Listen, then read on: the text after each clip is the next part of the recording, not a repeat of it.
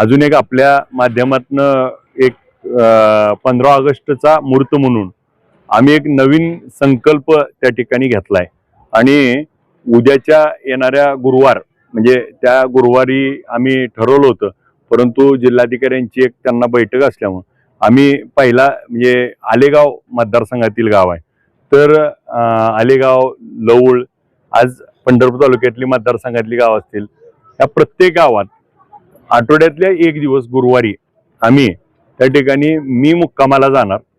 माझ्यासोबत तहसीलदार, प्रांत, police inspector, MSCBचे अधिकारी, कृषी अधिकारी, जे तालुक्याचे सगळे अधिकारी आहेत ते सगळे माझ्यासोबत तिथं असतील.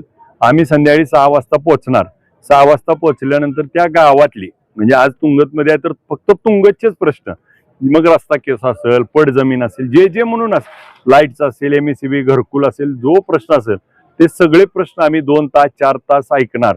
तिथंच आपण कुणीतरी जीव घालणार, तिथंच जेवणार आणि तिथंच मुक्काम करणार. तर आमदार आपल्या गावी मुक्कामाला हा आजपासून आम्ही त्या ठिकाणी संकल्प घेतलाय आणि येणाऱ्या गुरुवारपासून त्या ठिकाणी प्रत्येक गुरुवारी मतदारसंघातल्या कुठल्या तरी गावात मुक्काम करायचा आणि तिथं सगळ्या प्रशासन अधिकाऱ्याला घेऊन करायचा असा त्या ठिकाणी संकल्प घेतलाय.